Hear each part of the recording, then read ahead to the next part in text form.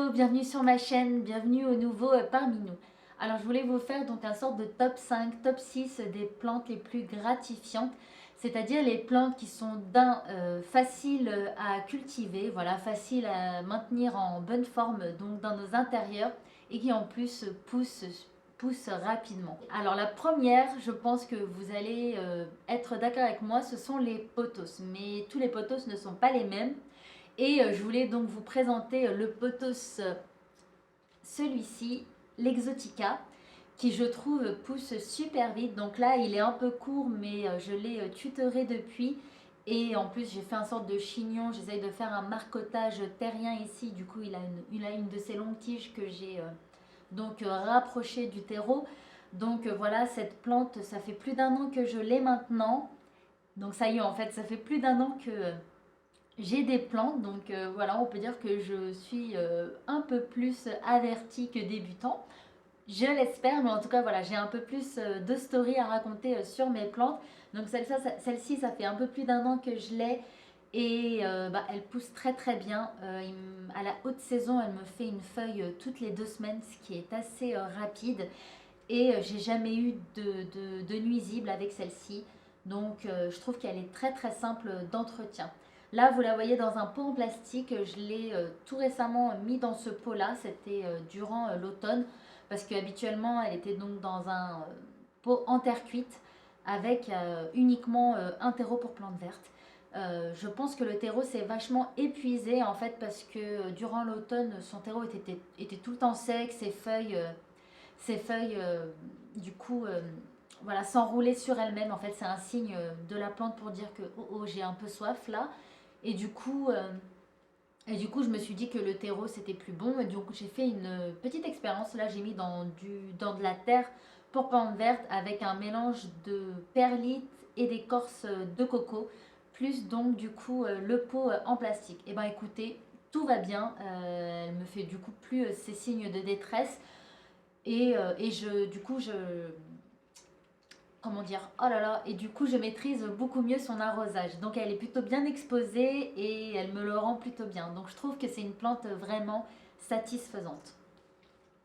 Alors, une autre plante qui est sa cousine, on va dire, c'est donc le pothos Silver Anne. Donc, lui, je l'ai depuis moins longtemps, mais écoutez, il va très très bien. Il a déjà poussé et je trouve que c'est une plante, en plus d'être facile à vivre, elle est aussi très très belle. Je ne sais pas ce que vous en pensez. D'ailleurs, ces feuilles argentées, en fait, elles sortent à chaque fois de manière très aléatoire. Donc, c'est à chaque fois la surprise. Ça fait du coup voilà, une belle plante avec un beau panaché. Et je la trouve aussi très très simple de culture. Elle ne demande pas grand chose. Elle est dans un terreau pour plantes vertes, dans de la terre pour plantes vertes avec de la perlite tout simplement et avec un pot en terre cuite. Donc là pour le coup la terre ne sèche pas hyper vite. Je pense qu'elle voilà, elle n'a pas eu le temps d'épuiser donc tous les nutriments de la terre. Et donc ça se passe super bien là-dedans et voilà, elle pousse super bien, elle ne m'a pas fait de nuisibles non plus pour le moment. Et là, je vais vous montrer donc un dernier pothos que lui, ça fait aussi plus d'un an maintenant que je l'ai et j'ai pas mal de stories à vous raconter sur lui. Donc c'est le pothos néon que vous voyez, donc il est pas mal grand, il est plutôt beau, il est plutôt bien touffu. Et donc lui, ça n'a pas été facile tout de suite parce que je l'avais au début mis voilà, au-dessus d'une étagère et dans son emplacement, en fait, je voyais qu'il faisait la tête. Et en fait, il avait des cochenilles farineuses et à plusieurs reprises en fait. Et c'est vrai que bon, la plante n'a pas dépéri. Je voyais qu'elle faisait la tête parce qu'elle n'était pas aussi resplendissante que comme là vous la voyez. Les feuilles n'étaient pas très belles, sa couleur était un peu terne. Du coup, c'est à ça que j'ai remarqué en fait qu'elle avait des nuisibles. Et quand j'ai regardé de plus près, elle avait donc ces cochenilles-là. Donc je l'ai traitée à plusieurs reprises et je me suis dit mais c'est bizarre qu'elle en attrape à chaque fois. Du coup, je l'ai tout simplement changé de place et depuis, elle n'a pas eu de... Depuis, ces bêtes-là ne sont pas revenues. Donc aussi, des fois, c'est ça. Il suffit de changer une place, une plante pour que finalement, ça lui aille beaucoup mieux. Donc depuis, elle va bien. Elle est maintenant sur une autre étagère, bien en hauteur. Et elle pousse aussi de folie. D'ailleurs, elle n'a pas été attaquée par les trips que j'ai eu donc cet été, du moins je n'en ai pas vu et il n'y en a pas, donc ça veut dire que ça va. Donc c'est une warrior, les trips ne sont pas venus sur elle, donc je trouve ça trop cool. Donc elle pousse aussi du coup super bien. Franchement elle est facile d'entretien, plein de fois je l'oublie de l'arroser. Donc elle est tout simplement dans de la terre pour plantes vertes avec un pot en terre cuite. Donc je pense d'ailleurs qu'il faudra que je change son terreau au printemps parce que je pense qu'elle l'a bien épuisé. Et, euh, et oui, pour vous dire que lorsque j'oublie de l'arroser, eh ben, elle ne m'en veut pas. Bien sûr, elle me montre qu'elle a soif, mais voilà, elle est toujours en vie et elle repart en fait de plus belle à chaque fois. Donc, c'est pas volontaire lorsque j'oublie de l'arroser, c'est tout simplement parce que c'est vraiment un oubli en fait. Parce que voilà, je pense que je l'observe pas assez souvent, mais voilà, elle ne me le fait pas, elle ne m'en veut pas pour autant et elle continue d'être toujours aussi belle. Alors une autre plante que je trouve hyper satisfaisante, donc là on sort de la catégorie des pothos, donc c'est un calathea. Oui, vous avez bien entendu, c'est donc celui-ci. Donc c'est le calathea makoyana. Donc je vous avais déjà fait une vidéo sur les niveaux de difficulté des calathea et celui-ci est donc dans le niveau de difficulté 1, c'est-à-dire pas difficile du tout. Donc celle-ci c'est vraiment une plante que je néglige. Pas parce que je l'aime pas ou quoi, mais juste parce que bah, je sais qu'elle est hyper robuste en fait.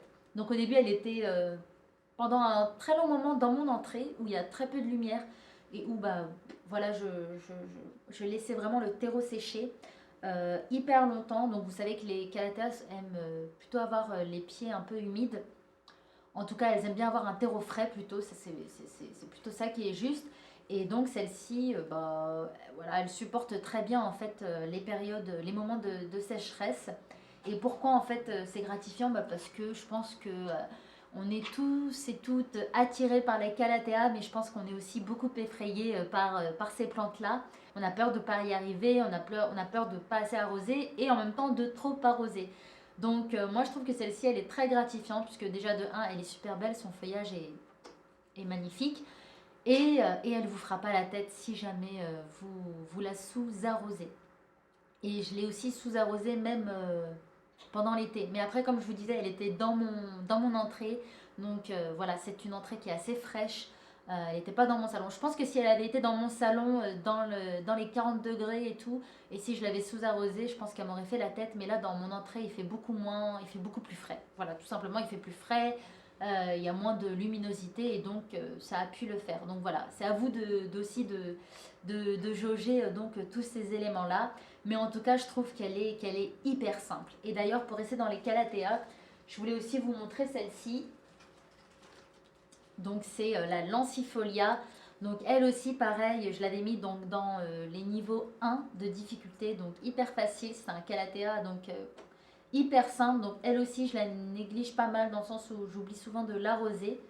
Mais voilà, elle me le rend bien. Bon bien sûr elle peut faire quelques feuilles jaunes, mais franchement comparé à d'autres calathea ça n'a rien à voir.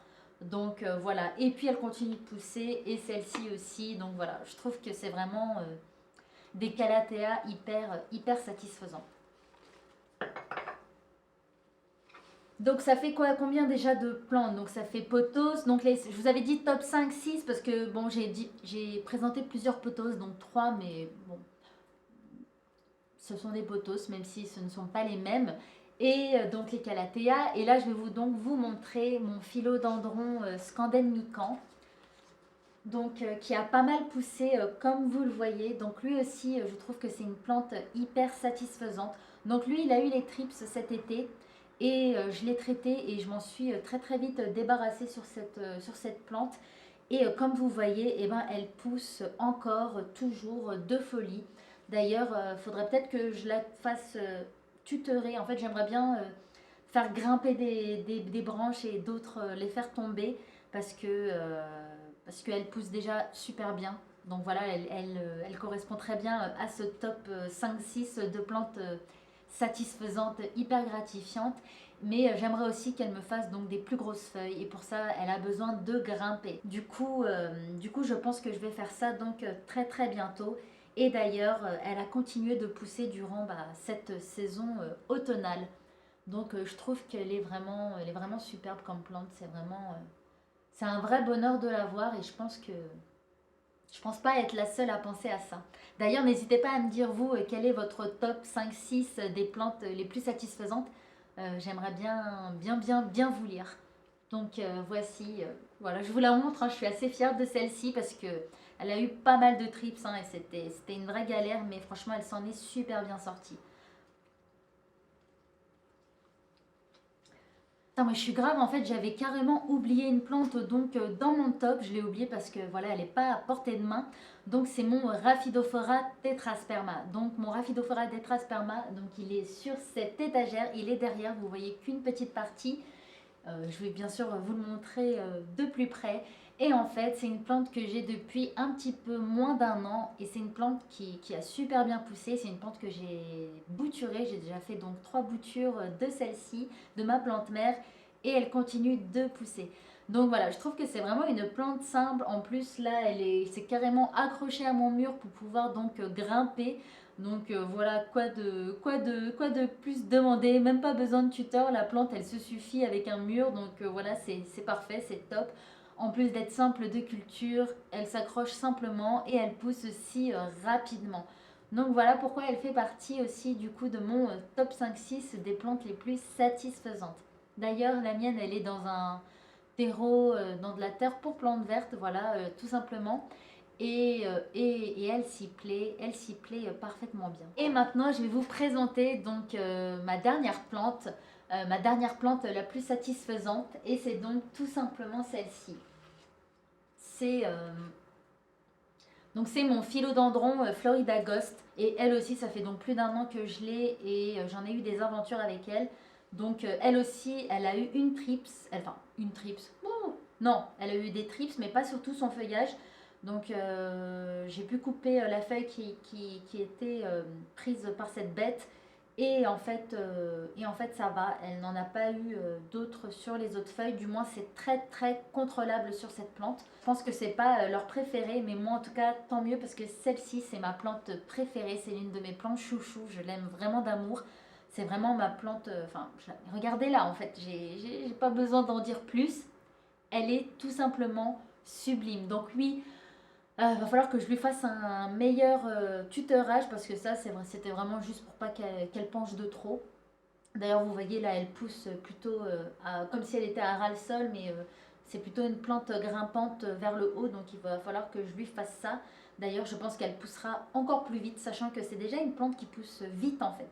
Donc elle est simple, elle pousse vite et elle est super belle. Donc voilà pourquoi elle fait partie de mon top 5-6 des plantes les plus satisfaisantes. Donc, bah voilà, c'était mon top 5-6 des plantes les plus satisfaisantes. Donc, comme je vous disais, n'hésitez pas vous à me dire quels sont les vôtres, que ce soit un top 3, un top 10, un top 15, enfin peu importe le nombre de plantes. Si vous les trouvez satisfaisantes, n'hésitez pas à le partager. Et sur ce, bah, cette vidéo c'est fini. Et puis bien sûr, vous connaissez la marche à suivre, vous savez qu'est-ce qui me ferait plaisir. Donc c'est aimer, abonner, commenter, tout ça, tout ça. Bon, voilà, je vous laisse et puis on se retrouve dans une prochaine vidéo. Allez, ciao!